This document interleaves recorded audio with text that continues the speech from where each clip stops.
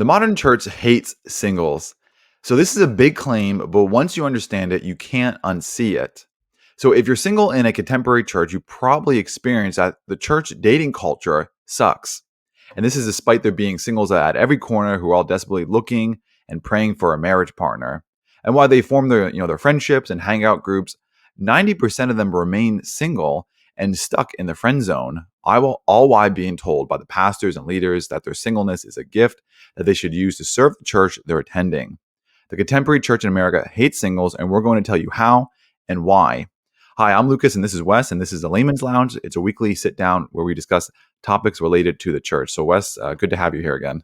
Great to be back. Awesome. Wait, yes. Let's define first for the listeners. What do we mean by hate? So, I'll give a definition, and I'll see if you agree with it, Wes. So, first of all, if love can be defined as caring for the well-being of others, which I think that's a pretty good way to describe love, then hate is the opposite of that. So love looks out for the well-being and cares for the well-being of others, and hate does the opposite. It hurts the well-being of others. And Wes and I are going to talk about how the modern church, it hurts singles by hurting their well-being. So, would you agree with that definition, Wes? And if you want to add anything to it? No, I think that's great. Love is caring for the well-being of others. The insidious part about hatred is that you can think you love someone, you can think you love something, and you can actually hate it because you're not loving them according to knowledge, I think would be the best way to describe it. So I think of, as we see in our modern time, parents who think that their child is another gender. And they think the most loving thing that they can do is affirm that they can say, I love you, and I love you to the highest degree possible. And so I'm going to give you hormones, and I'm going to get you the surgery you're going to do. And it's spiteful. It's one of the cruelest things that you could do. It's not looking after their well-being.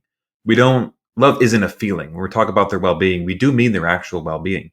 So we're going to have to talk about why marriage is normative. But when we say the church hates singles, the immediate response could be, or you could be about to click off this video, well, no. They say we love singles. We affirm them. We celebrate them. Yes, but what are they doing? Is the thing that they're actually doing, despite what comes out of their mouth, hatred, unloving, unkind, detrimental to your soul? Because if that's the case, they can say, we hear it again in our culture, love is love. They can say, we love singles. We affirm singles. We love your giftings. But if what they're doing is detrimental and harmful to you, the simple fact of the matter is they don't love you. And that's why like I want to throw, something out there for, the people too, and sympathize with them. Like if you go to the church, the average church in America, if you're single, that it's probably safe to say the church dating culture there, it sucks. It really does suck. And, a lot of people complain about it. We'll talk about more about how they just stay single and whatnot. But I was going to say exactly what you said, Wes, too, is that the church would definitely not affirm this, and they would say, "Well, what do you mean? We love singles. Like, look at all the programs that we have. Don't they just have so many young adult ministries, as they call them, and opportunities to serve and whatnot?" But like you said, love is love, right? The LGBT will tell you all day long. They affirm those people in the minority and whatnot, and maybe some people who go to church, well, not maybe they do, they agree with that, but we know biblically, objectively speaking, that's not love, and that's what the contemporary church is doing. It's saying they love singles, but they're not actually loving you. And so, let's talk about how they do this. So, first, let's start with what they do is they have to appeal to singles, and so this is where the deception comes in, where it looks like they're loving you by quote unquote appealing to you. So, how do they appeal to you? So they appeal to you through quite simply sensationalism. Like you go inside. There's this dark lit atmosphere. There's this cool hit band on stage. Everybody seems to be on this super spiritual high. The song is great. The worship is there. They do a little comedy skit on stage, crack a couple of jokes, and then talk about all their ministries and what they can do for you. So, there's this appeal, and it's purely emotionalism, but that's how they get you. They pull you in. And what you have to realize is what they're doing is they're marketing themselves. So quite simply, again, this is a business. This is a business, and their customers are singles. And that's why we say that they hate singles, because they're not looking at you as somebody to shepherd faithfully, biblically from the Word of God. they're looking at you as a customer who they need to market to and get you on board with what they're selling. And so, they need their free employees, and this is how they do it. This is why, they hate singles, because they're not looking out for you. Again, they're trying to sell you on their brand, not make you a disciple for Christ, but a fan of them and their pastor, and then go out and tell other people and get more customers and get more consumers and just keep building, and so on and so forth. Yeah. And just to even define, because not all churches hate singles.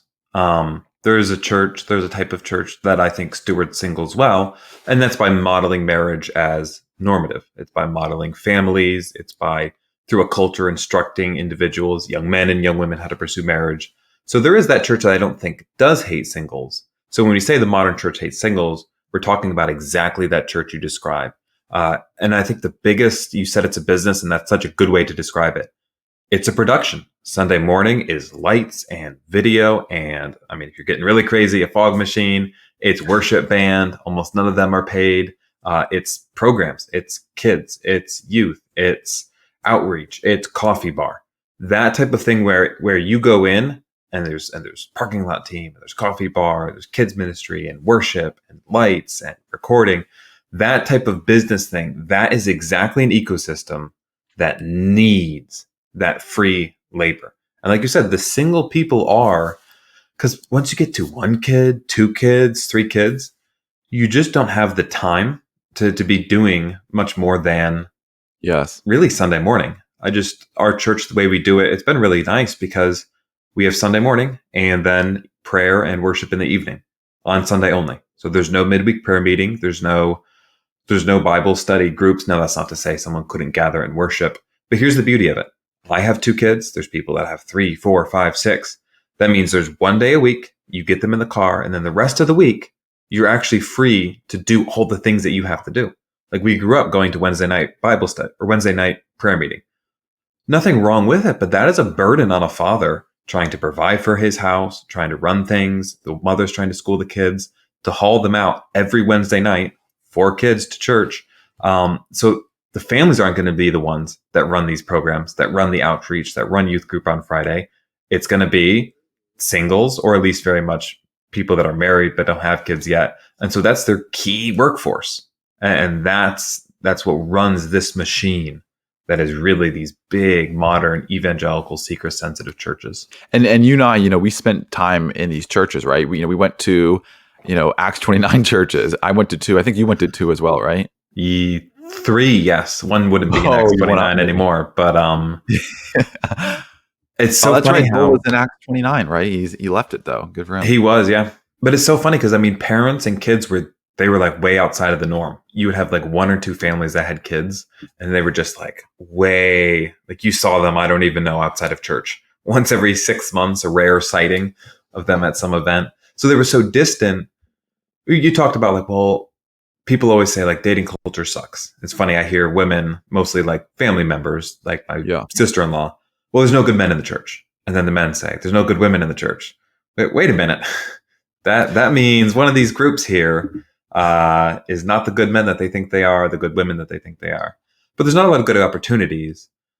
But some of it is because I don't want to say trained, but like expectation of family and everything that has to be enculturated.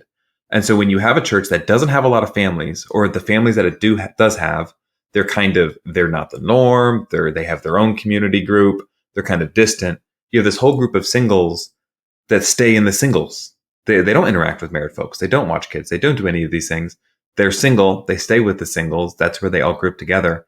But if you have a healthy church that has individuals that are older, individuals at a middle stage of life, families that are just having kids, and the community is saturated like that, then the individual that's single, her friends are married women, her friends are mothers, her friends are, individuals that have had kids and they're out of the home now. And that teaches them, this is what to expect. This is what you should grow in. Instead of, we're singles, we go down to the beach and drink. We're singles and we play volleyball. We're singles. Not that there's anything wrong with them that on its own, but imagine if that was all you did. Then you're spending your whole 20s not being prepared for what should be expected: to be married, to have children, to build a home. Yeah, because if you have, going back to the the business model, if you have things like a coffee bar, if you have things like this really cool, young adults group that you want to do and stuff like this, right? You need your employees, but you don't want to pay them. So what do? You get them to sign up. And you're right. That mom who's with their kids, that father who, is working two jobs. He doesn't have time like that. He doesn't have time to wake up early and, do all this stuff because again, he's busy taking care of his family and the mom, as well. So who are they going to grab? Well, it's going to be you, the singles. And it's like, it really is a black hole because they say that we got all these great things for these single people, but what it is just to grab more single people. And so it's like this constant, like, reflux of like filling up more singles and nobody's getting married really. And, the irony is, and the sad thing really is that all of them want to get married. The majority, 98% of them want to get married. Maybe 2%, let's just throw that. They say they do. I don't know how many of them, if they were actually presented with it, would. Maybe 5% or 10%, don't want to really get married. Yeah. Well, I don't want to be 90%. Too specific and call people out, but I just know so many chronic daters from churches like Acts 29 where they've been dating for 3 or 4 years. That like the second half of their 20s, they've dated one person. And then they're like, well, I don't know if we could get married because of the finances, or I'm really trying to work on this career thing. So you have a group of singles. You're right. They say, I want to be married. I want to do all these things. Okay, well, marry this person you've been dating for 3 years. Well, we're still working for his job to work out so we can buy a home. What? That doesn't make sense. You're telling me you want to be married, but in action, and I get it in the sense that marriage is scary. Like that it's a commitment. It's a lifelong commitment. But don't then say, oh, I would love to be married. Be honest and say, I've been dating this person for 3 years and I'm struggling to commit. Yeah, because that's the honest answer. Yeah, you know what? I'm thinking of a couple people in my mind who I know actually to this day. You should name them. Give me their last names, Facebook links. Follow up with them if they're listening. Yep.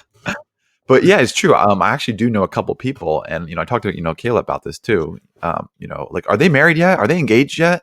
Yeah. And I'm thinking to myself, wait, they've been dating for 3 years, for crying out loud, right? And they're not married. And I'm thinking to myself, well, did the pastor talk to them about that?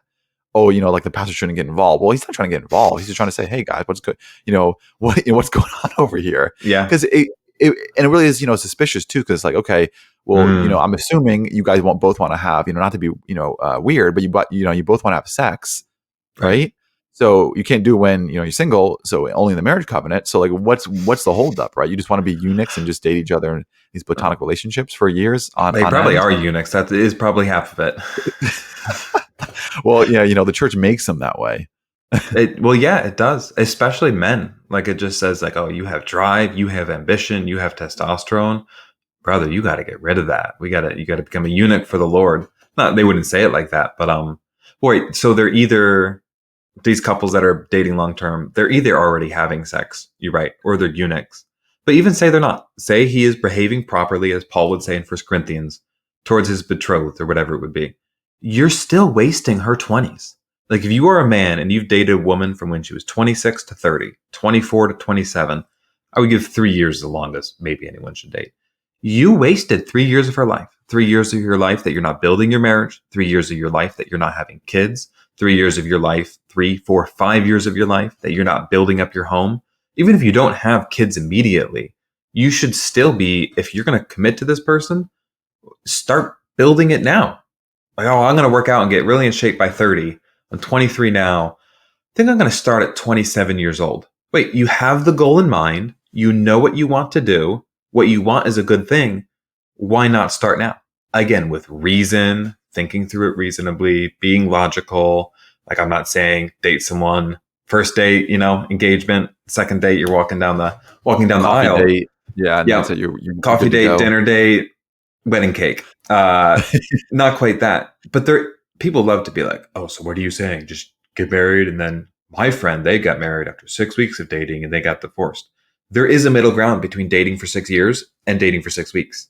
If you know this, there's a middle ground to date reasonably well, especially if you know her family, his family, you have a background on them. A year, that's a great time frame. But people waste. Men will do this especially because older men marry younger women at the end of the day. Because men, generally speaking, As they get older, they get farther along in their career. They generally get more self-controlled. I would argue probably better looking. They take better care of themselves. We're definitely better looking.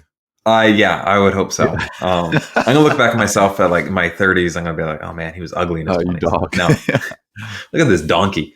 So what that means, does the 35-year-old man who put off marriage, does he go and marry a 35-year-old woman? Nope. He marries a 25-year-old. Taking that for kind of taking out of the dating pool, then people in the 20-year-old man's age range.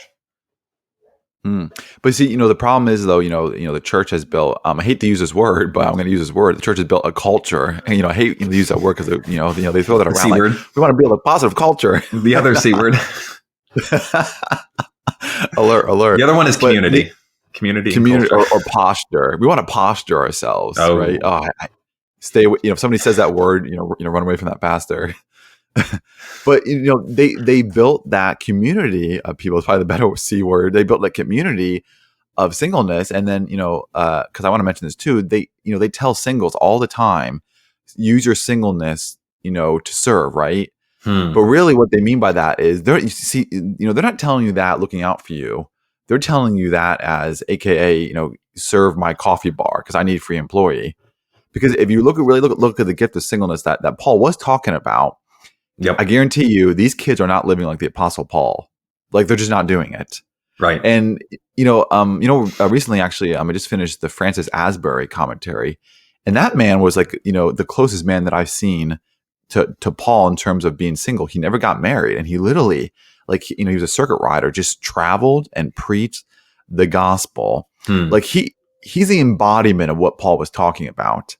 But when the pastors get up and say, use your singleness, look, it's in the Bible, I'll give you this whole cool sermon on it. What that just translates over to is, jump on, children's church, jump on again, like, the coffee bar, all while parking lot ministry, many spiritual gifts there.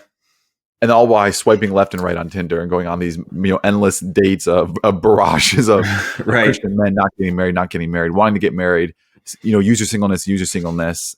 And then what happens too is, and this really hits the girls hard. It doesn't probably even hit the guys, but because there's such this, desire to be married, it then turns into these positive affirmations where, I'm single and that's okay to be single. I'm loved by, God. I'm a beautiful daughter of the King, and pat each other on the back. And so you're just building up affirmation.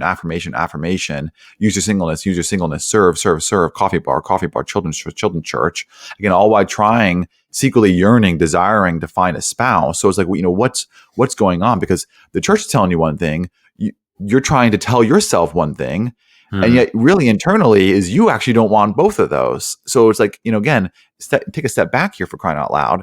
Who is right and who is wrong, and who's really looking out for your well-being? Is it that church that you're constantly in this black hole of platonic relationships? Because that's what happens a lot of these churches, referencing our churches.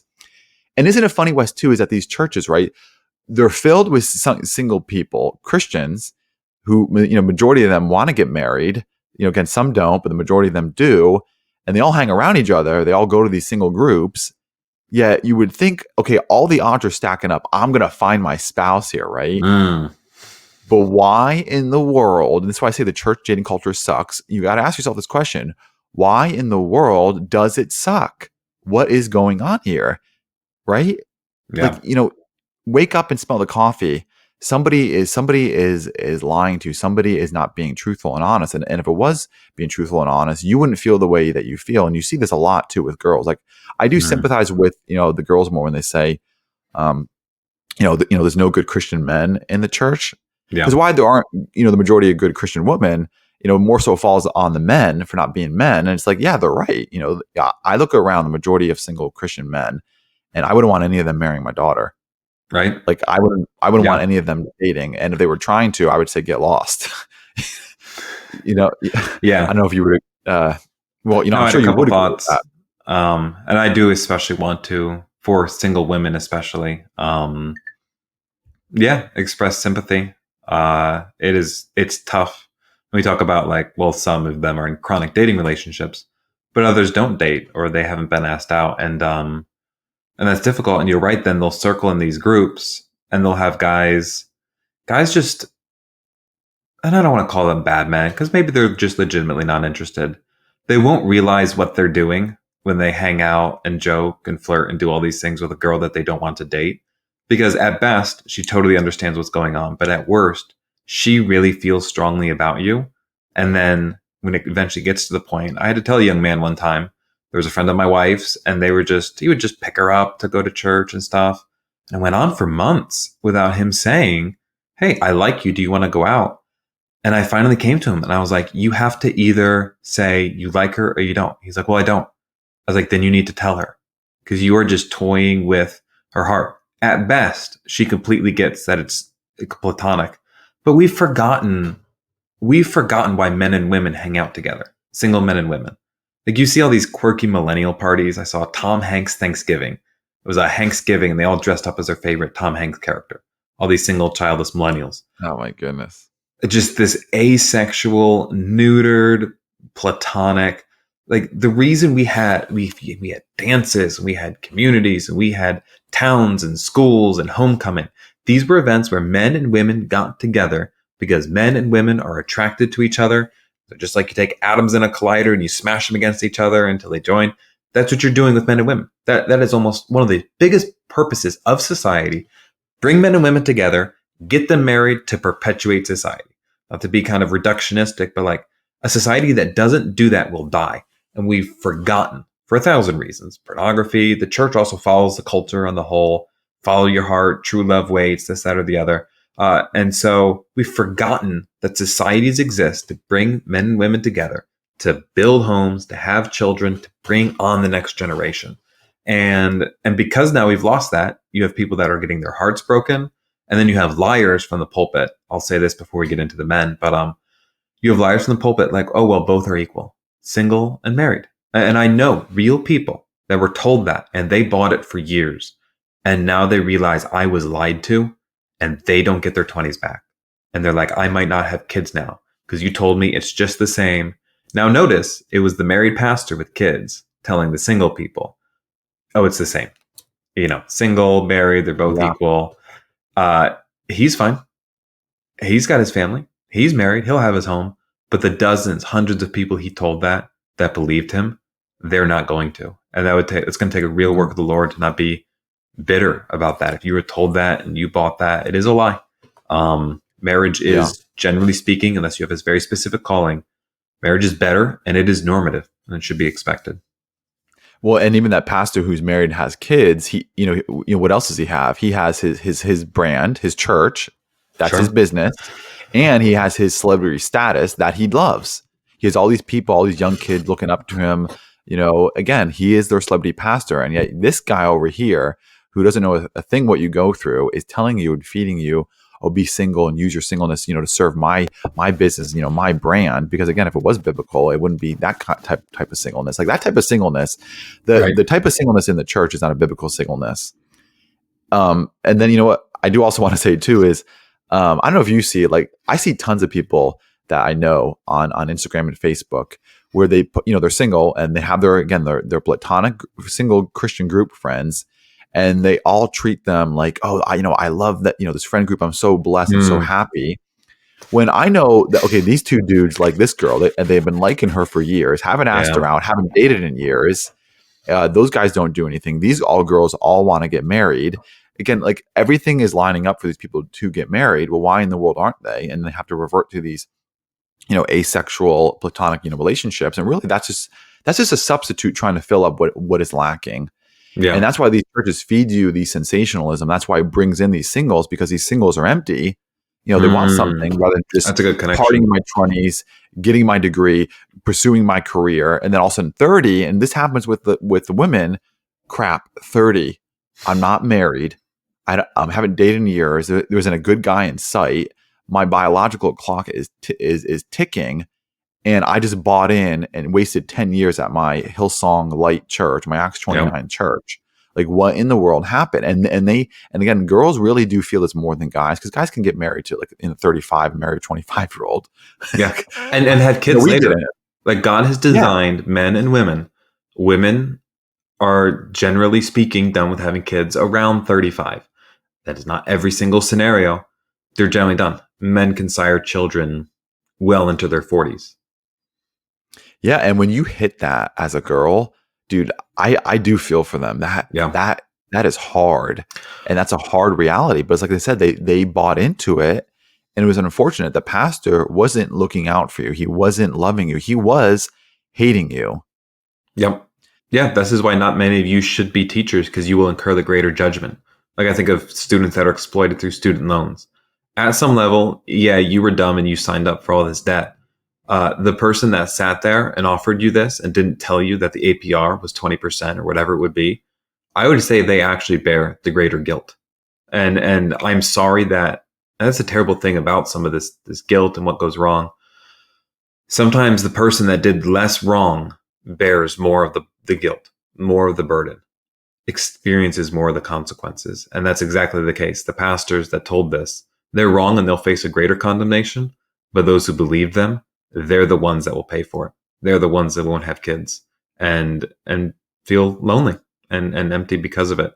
And I say that to say that's sad. And I say that to say also a condemnation on, pastors that taught that. And again, that's not to say, I don't know, people talk about, oh, you can make marriage an idol. Yes, theoretically, there is someone somewhere idolizing marriage. Maybe. It is not by and large. Like, this is normal. Like, when it comes to food and everything like that, like, could you idolize food? Yes, you could. Calvin says the heart is a factory of idols, an idol factory. But by and large, we are not looking at a full-scale idolatry of the family. Haven't you heard that one a lot? Oh, idolizing. Yeah, it doesn't mean you stop eating, right? Idolizing marriage. Yeah. Well, if you idolize, I don't even know, a good thing, the answer is not to stop doing the good thing. It's to do the good thing and not idolize it, to put it in its proper place. Yeah. Family is below God. Your marriage is below God. God should be the greatest love of your heart, but it is there. And I would say it's even second. So if you put it too much, or you see people saying like, family is everything. We miss church to be with family. We don't commit because we want to hang out with family. Okay, yeah, that is a genuine idolatry. I truly don't know anyone that is actually even doing that. But even that did exist. Then the answer is not, well, we've got to divest ourselves of loving family because someone somewhere is misusing it. The answer is to put it in its proper order. Okay, love God first and then pursue a family well and out of love for God. That's how to fix the problem. You don't fix the idolatry problem by taking away the thing. Oh, you could idolize food, take it away. You could idolize working out, don't work out. You could idolize owning a home, so don't own a home. No, that's such a stupid response. It's just more, honestly, it's just more lies to keep them on the hook. It's like, again, you got somebody coming to you and, telling you this problem and keep feeding them lies, spinning it. And again, you're just stuck in this black hole of singleness. And now you're 35 years old. Oh, great. What do I do? Oh, just be single. Serve my, again, it's just rinse and repeat. Yeah. So, what could fix this? Well, is there any help, first of all, that we should offer? Because maybe somebody's tuning in, listening to this, but, by chance, somebody's tuning in, listening to this. And then these, they think, okay, what do I do first, right? Well, first of all, what I think you should do is, one, love God with your whole heart, and then pursue the biblical normative lifestyle, right? Which is, if you're a guy, if you're a woman, there are biblical norms, and God tells men to act a certain way and women to act this way, and that would fix the problem too with this dating culture. The reason why these girls complain about, like one of the big complaints is nobody asked me out. Yeah. Well, there's a reason for that.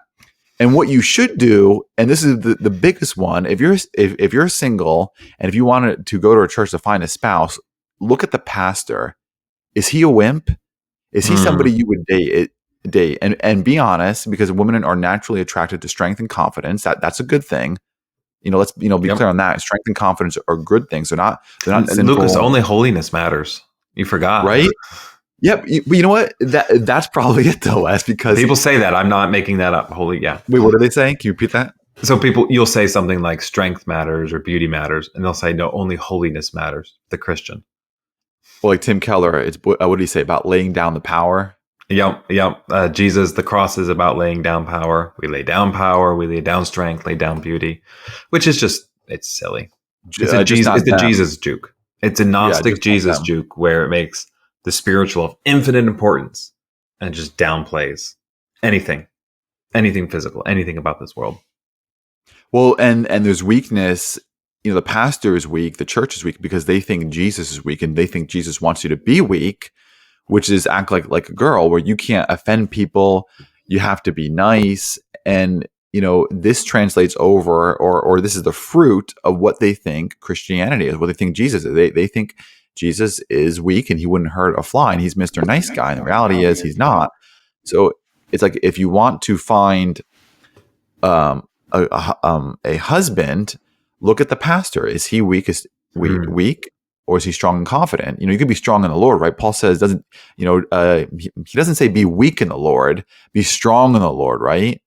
He says when I'm weak, I'm strong. So it's not, weakness is not a virtue. It's actually a sin. Like Revelation 21 says the cowardly will go to hell. Yep. Why does it say that?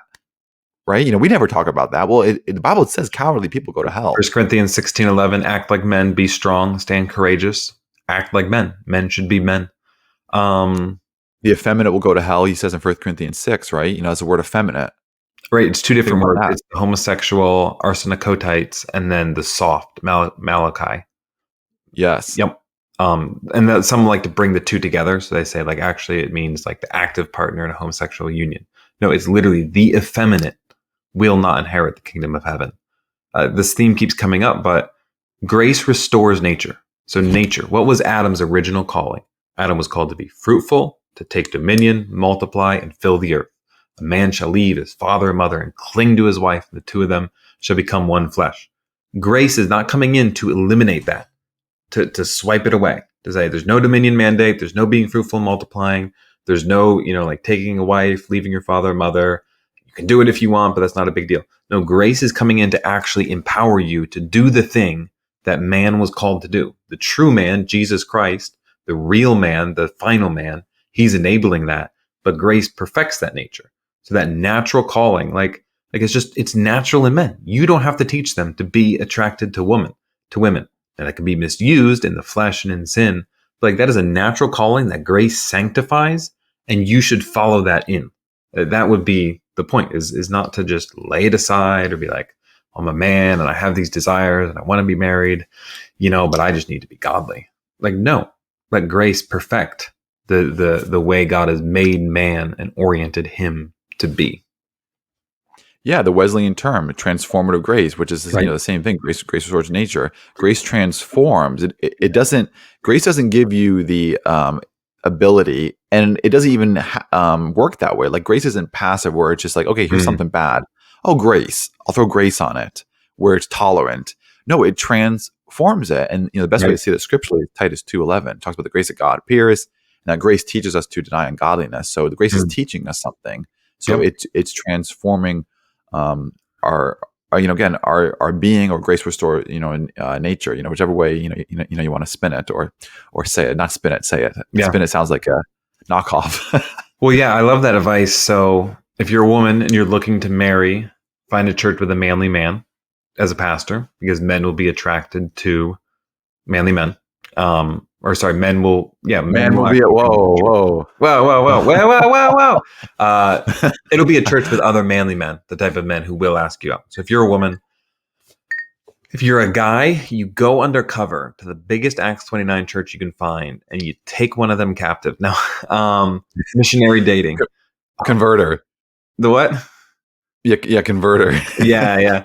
Hey, I was thinking we actually check out this small Presbyterian church down the road, or this small Reformed Baptist church.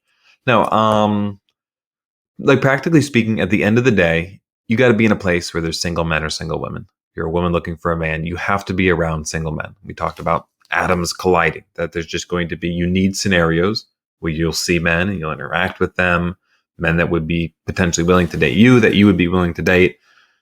If your church does not have them, if your church is older individuals, you are shooting yourself in the foot by staying there.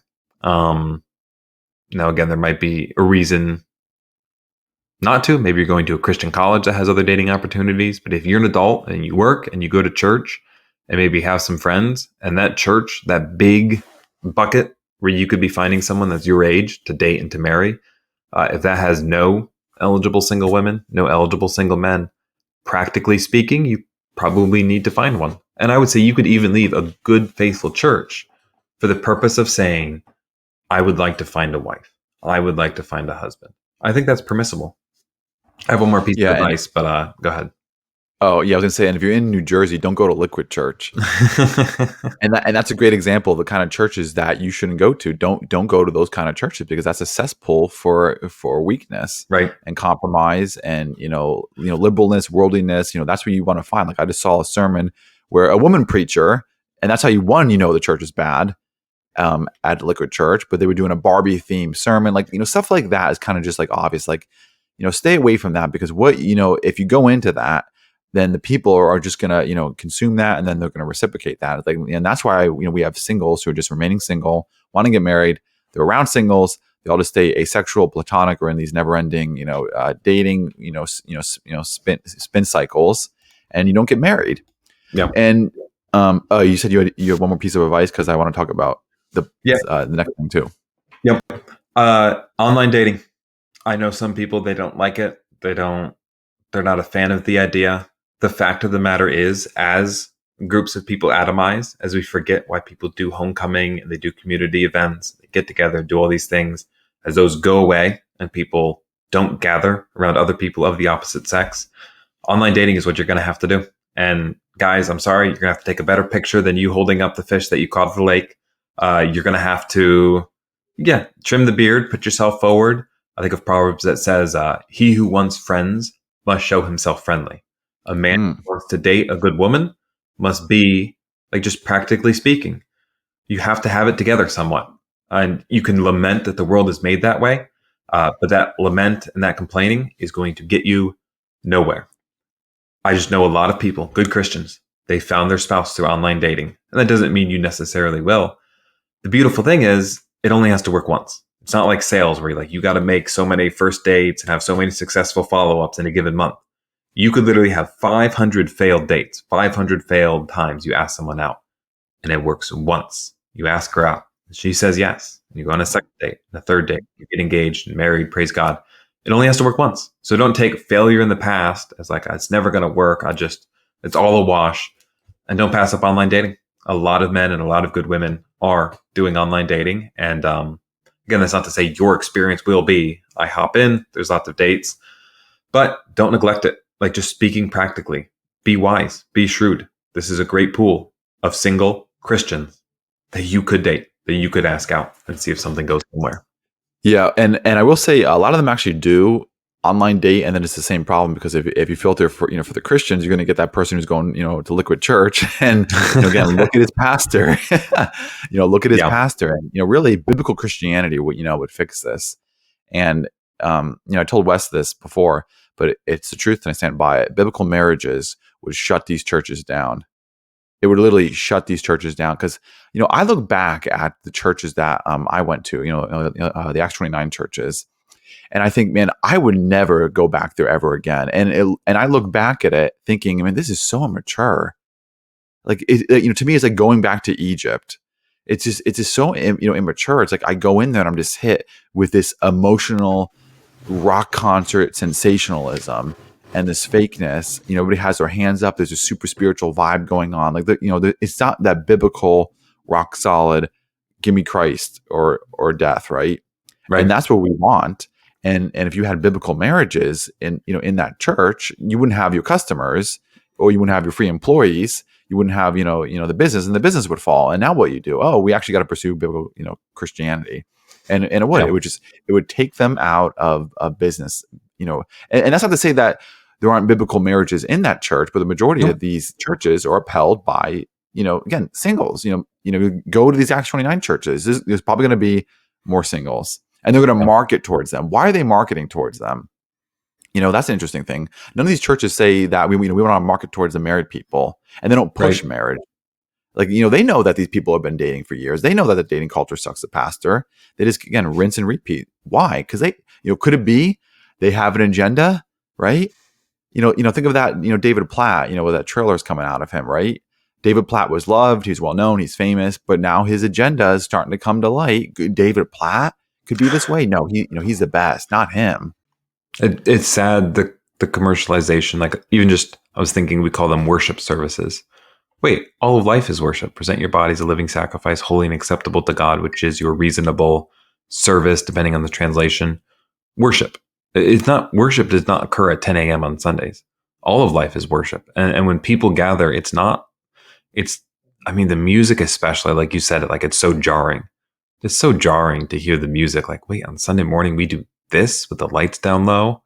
And in a It's weird feminine. way, it's almost sexualized too. Like, who are they putting up front? This isn't, some more solid churches won't do this. But if you're talking like a big budget, big box church, they're putting the attractive women out front. It's almost like a honeypot. They're putting attractive, well-dressed men and women, actually, I would say, up front. Again, appealing to singles. Come on, singles. Come on. This is the place where all the hip, attractive, young people that you wish you could hang out with in the cool club. Now, they'll never touch you, or they'll never hang out with you. They would never be seen with the untouchables. They're going to be hanging out in the green room. But you should really volunteer for doing slides and doing Pro Presenter. And Yeah. what a shame that the church has become this. Not all, I know, not all, but that's so many. And some don't even realize it. They're so bought into because this is what the world does. The world knows that you put attractive people out front for presentation. And so maybe not even consciously thinking about it, they are just putting forward as much eye candy as they can to beg resource intensive people that have the resources, the time, the energy, and the money. Come on, give us your time, give us your money. I know people, they left the faith because they were burned out. This is literally a Hillsong church plant. I know his parents, and they said, our son was destroyed by that church because he was good with video and good with photography, and they used every last drop of energy he had. And then when he left, I plugged someone else right back in his spot. It's awful. I know Emergence Church, just to name another church in New Jersey. I wasn't planning on naming churches at all, but might as well. You can name bad ones. I heard. What is that? You can name bad ones. I wouldn't name one where there's good brothers that are a little bit confused or a little bit off the beaten path. But if it's like what I just described, then you should be, if you're named, you should feel ashamed. Hillsong, New Jersey, shame. Yeah. And this isn't something that I made up. Like, I heard this. I had no idea about it, but I heard a couple of years ago, and people were telling me that, their rock concert, which is what they have, they have a rock concert. You have to audition, and it's not easy to get on that. Like, they want you pretty much good, or well, I don't know, rehearsed. They want you on point. Why? Because that's the apex of their service. And we could talk a lot about this. We won't, but the apex of these services is the emotions, is sensationalism. What do they need? They need their top sellers. They need good looking people. They need single people, and they need good musicians. And it's hard to get on in that clique. And that's even that forms into other cliques and whatnot. And it's just it's just a horrible place to be, honestly. Like, if I'm a single person, it really is just sadly a horrible place to be. And that's why, again, this is why the church hates single people. And biblical marriages, which is what you should pursue as a normative, unless you're going to be a Francis Asbury. Like if you want to know what the epitome is of living Paul's life, look at Paul and also look at Francis Asbury, because that guy embodied it, and Paul lived what he preached in 1 Corinthians 7. It's not serving coffee, at the coffee bar, VBS. It's not doing that. It's not, doing that all while I'm swiping left and right trying to find my Christian husband, Christian woman. You're doing your church's social media feed. Yeah, it's not using your singleness well. Posting pictures of how much I love my friend group when two of these guys like me over here, but don't have the galls to ask me out because my pastor's weak and he told me that Jesus is weak. And that's the hard reality. We got to wake up. You ever see those videos? It'll be like a band or a worship team, like upper room or living room or something like that, where it's all these like hip millennials in a room and they're doing worship, and it's kind of like, there's not a stage even. Sometimes they're all just in a circle around each other. There's like the soft lighting. Like, you've got to understand as a Christian. Do you know what I mean? You've got to understand as a Christian, they're selling you that lifestyle. Everyone's going to sell a lifestyle. As in, like, when you come into a church, there's going to be a way of life, generally speaking, that's modeled. A way of living, an orientation towards the world, a mode of prayer, a type of singing, of addressing one another with psalms and hymns. That's going to be, it's not whether it's done or whether it's not. It's not like, oh, well, these people are trying to indoctrinate you, but these people are just neutral.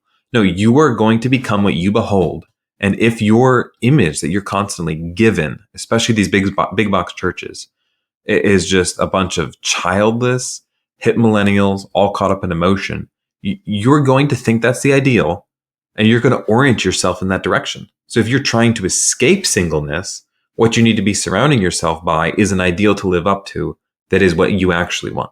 So that would be married men, that would be strong men, that would be men that are assertive, so that you can be the type of man who wins the girl, who is a manly, godly man that a woman wants to come alongside. Michael Foster talks about this. A woman wants to come alongside your mission. You're pursuing God. You're working hard. You're manly. You're making yourself independent. That's what a woman would come alongside. But if you orient yourself towards people wearing cool jean jackets with stage lights, singing in falsettos, if you behold that, and that's what you see every Sunday and see every Wednesday and listen to, I'm not talking about like if that song comes up on Spotify. If that's your consumption and that's your ideal, don't be surprised when you end up looking like that.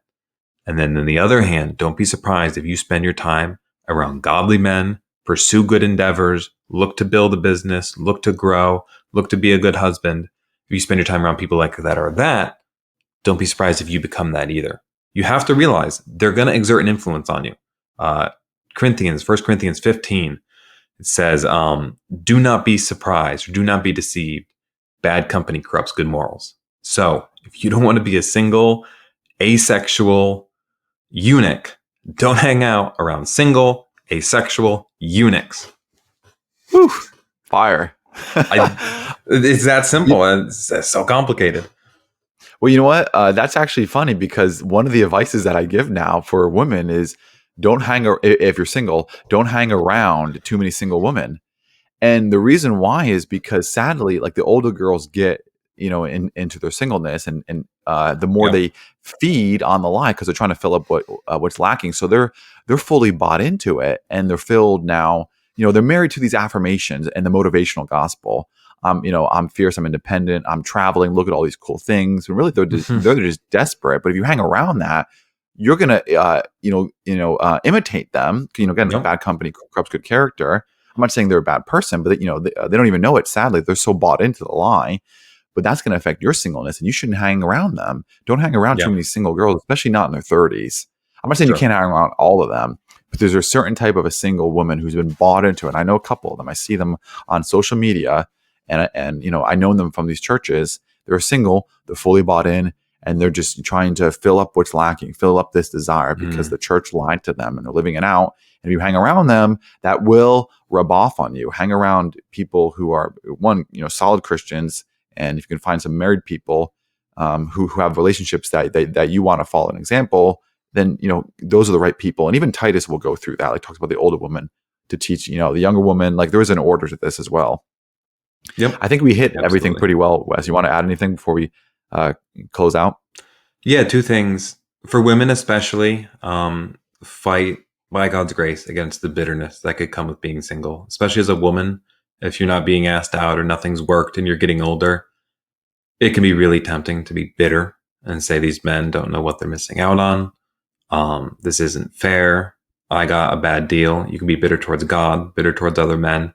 Resist that as much as possible. It will be corrosive to your soul, and then you'll be even more undateable. Men do not want to date a bitter woman who complains and thinks, oh, I got it all wrong. So don't be bitter. My encouragement, though, would be I have known many single people that were not happy they were single. They were in their late 20s. They were in their 30s. Some of them even getting close to their 40s. And they felt like it would never happen. But I will say 90 to 95% of them, so not every single one, on a long enough basis, they all did get married. Many of them have children now. They may not have as many as if they got married at 25, obviously. But I would say it only has to work once. And generally speaking, people do end up getting married. Even in our time, I would say 80, 90, 95% of Christians, they do end up married at some point. Again, you may have chosen for it to be earlier. You wished you could have gotten married to this person, the one that got away, but it didn't happen. But generally speaking, I would expect most of you listening to this, you're single, you probably will get married and you will have kids. And so think in that mindset. My singleness is temporary. That means, generally speaking, on an internal aspect, your singleness certainly will end at the wedding feast of the Lamb. there will come a point where there will be all these human relationships point to the consummation of when God dwells with his people. So you most certainly will not be single forever. But even most of you in this life will not be single for your whole life. And so use it well, use it for God's glory, and don't lose heart. Again, you could go on 1,000 failed dates and have one that leads to something that lasts. And that's all you need. So don't lose heart. Be encouraged. For men, be a man, hit the weight room, get a good haircut. We're all going to make it. Amen. All right. Yeah, let's go to the gym after this. I went to the gym yesterday, so I can say this in good conscience. Oh wait, I am going today too. So, Sweet. Ben, Awesome. Yep, get out there. And I'm married too, in case my wedding ring didn't show up. We're not two single dudes talking about how to how to be married. We're single for 5 years. We're a victim of church. Well, I did mention my wife named Kayla. So you did, yeah. Yeah, not my girlfriend, not my fiance. No. She's my ex-girlfriend, ex-fiance. She's your ex-fiance. I call my wife my first wife. She is technically. Hi, this is my first wife, Sarah. Oh, really? Where's your second wife? I didn't say there was a second. I just said she was my first. I do. I have said that in the past. This is my ex-girlfriend. Because Caleb will always be my ex-girlfriend. That's great. And tip for the guys, ladies love it when you do that. They love the little ribbing. No, I'm just kidding. They don't think it's as funny as we think it is right now. Yeah. Guys, if you can like and share, as always, that'd be fantastic. And until next time, every Wednesday at 3 p.m., this is another episode of the Laymen's Lounge. And we got some more hot takes coming for you, Lord willing. And thanks for tuning in again. Take care. Take care.